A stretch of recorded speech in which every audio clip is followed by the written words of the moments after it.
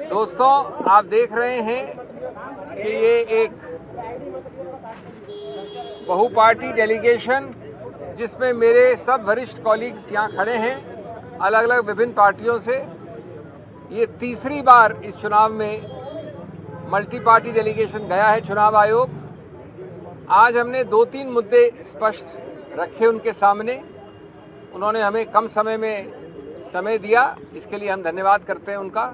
सबसे महत्वपूर्ण और अहम मुद्दा ये है कि पोस्टल बैलेट्स ये एक जानी मानी प्रक्रिया है कि चुनाव के परिणाम को एक तरफ से दूसरी तरफ ले जा सकती है।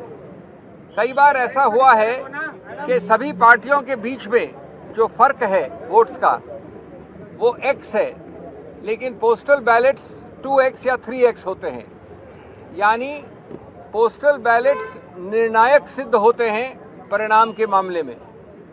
इसलिए चुनाव आयोग ने एक जो रूल है, प्रावधान है, जो एक्ट के अंतर्गत रूल बनता है, जो स्टैट्यूटरी रूल होता है, कोई गाइडलाइन नहीं, कोई चिट्ठी नहीं, उसके अंदर कहा है अंतर्गत कि पोस्टल बैलेट्स की गिनती पहले ली जाएगी।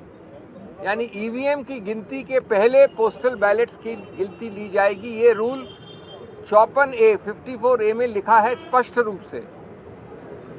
इस बात को कई बार अलग अलग रूप से चिट्ठियों द्वारा और गाइडलाइंस द्वारा चुनाव आयोग ने दोहराया है।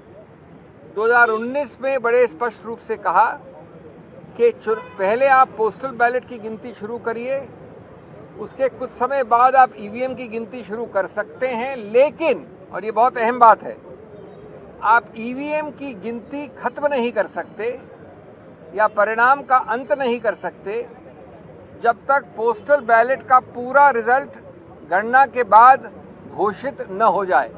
यानी पोस्टल बैलेट की गणना के बाद उसका परिणाम पहले घोषित करना अनिवार्य है।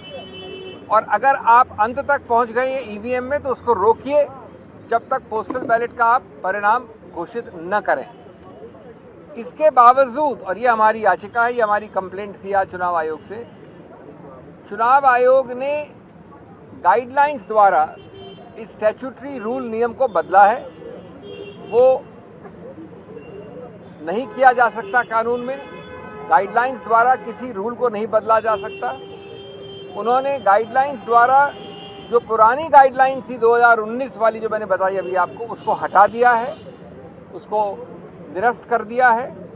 और इसका बड़ा सरल और सीधा परिणाम ये होता है कि ईवीएम की पूरी गणना हो जाए अंत तक, तब तक भी पोस्टल बैलेट की निर्णय की घोषणा करना अनिवार्य नहीं रहा है।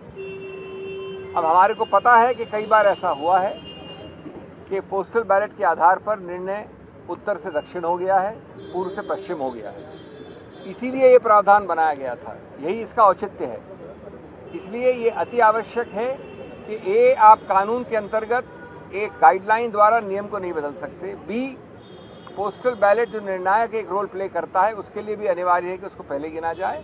और तीसरा कि एक लेवल प्लेइंग फील्ड के लिए, गणतंत्र के लिए, स्वतंत्र चुनाव के लिए, जो कि संविधान के मूल तत्वों का एक अभिन्न अंग माना गया है, ये आवश्यक है कि जो पुराना रूल था उसी को फॉलो किया जाए, जो प्रावधान अभी भी है उसी को रूल किया जाए।